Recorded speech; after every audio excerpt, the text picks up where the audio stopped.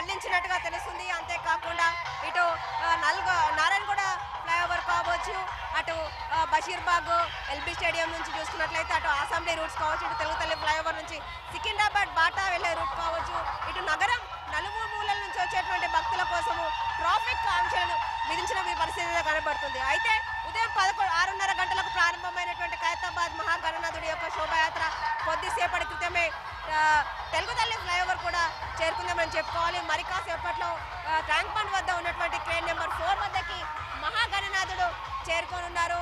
Tank bund వద్ద 4 వద్దకు చేరుకున్న అనంతరం అక్కడ ఉన్నటువంటి వెల్డింగ్ వర్క్లు తొలగించిన తర్వాత పూజా కార్యక్రమాలు నిర్వహించిన అనంతరం ఖైరతాబాద్ మహాగణనాథుడు గంగమ్మ ఒడికి చేరే ఉన్నారు. అయితే ముఖ్యంగా ఖైరతాబాద్ మహాగణనాథుడి యొక్క శోభయాత్రను వీక్షించేందుకు ఇప్పటికే భక్తులు పెద్ద ఎత్తున తరలి వస్తున్న పరిస్థితి కనబడుతుంది. మనం చూసాం ఇంతకుముందుకే శోభయాత్రలో కూడా ఎంతో మంది భక్తులు పాల్గొన్న పరిస్థితి కనబడుతుంది. ఎంతో మంది ఉత్సాహంగా గంతులేస్తూ చిందులేస్తూ డాన్స్ చేస్తూ కూడా డీజే డప్పులతో ఎంతో ఉత్సాహంగా శోభాయాత్ర కొనసాగిస్తున్న పరిస్థితి కనబడుతుంది. ఇప్పటికే ఖైరతాబాద్ గణనాథుడి యొక్క శోభాయాత్ర జరిగేటువంటి రూట్లలో మాత్రం ట్రాఫిక్ ఆంక్షలు విధించడంతో పాటు అక్కడ ఎలాంటి ఇబ్బందులు లేకుండా చర్యలు తీసుకున్న పరిస్థితి కనబడుతుంది. మనం చూసాము తెలుగుతల్లి ఫ్లైఓవర్ మొత్తము ఇక్కడ ట్రాఫిక్ ఆంక్షలతో కొనసాగుతుందని చెప్పుకోవచ్చు.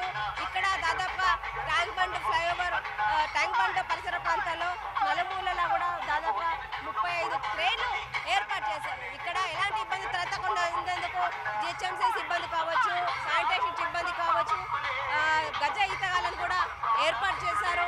మొత్తానికి ఈ జరిగే ఖైరతాబాద్ మహాగణనాథుడు కావచ్చు, నగరంలో ఉండే వచ్చేటువంటి అన్ని గణేష్లకు సంబంధించి నిమజ్జన కార్యక్రమం పూర్తి సాగేందుకు సాఫీగా చర్యలు తీసుకున్నారు అని చెప్పేసి అధికారులు చెప్తున్న పరిస్థితి కనబడుతుంది. అంతేకాకుండా ఎక్కడికక్కడ సీసీ కెమెరాలను ఏర్పాటు చేయడంతో పాటు ఇతరత్ర ఎక్కడికక్కడ జిహెచ్ఎంసీ సిబ్బందిని అలర్ట్ చేయడంలో కావచ్చు, పోలీస్ యంత్రాంగం కావచ్చు, జిహెచ్ఎంసీ అధికారులు కావచ్చు ఉన్నత స్థాయి సమీక్షలు నిర్వహిస్తూ నగర వ్యాప్తంగా ఏర్పాటు చేసినటువంటి సీసీ కెమెరాల ద్వారా అక్కడ సివి ఆనంద్తో పాటు ఇతరత్ర ఉన్నతాధికారులు మాత్రం ఈ యొక్క నిమజ్జన కార్యక్రమాలను పర్యవేక్షిస్తున్నట్టుగా తెలుస్తుంది.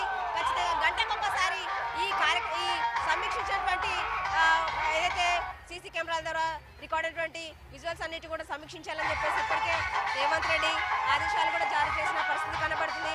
మొత్తానికి ఈ రోజు జరగబోయే నిమజ్జన కార్యక్రమాలకు సంబంధించి ఎక్కడ ఎలాంటి ఇబ్బందులు తలెత్తకుండా అన్ని సాఫీగా జరిగేందుకు అన్ని ఏర్పాట్లు తీసుకోవడమే కాకుండా ఖైరతాబాద్ మహాగణనాథుడు ఒక్కడు గంగమ్మ ఒడికి చేరితే కనుక అన్నిటికీ చాలా ఇబ్బందులు లేకుండా నిమజ్జన కార్యక్రమాలు పూర్తి చేసుకోవాలని అధికారులు భావిస్తున్న పరిస్థితి అయితే కనబడుతుంది. మరి కాసేపట్లో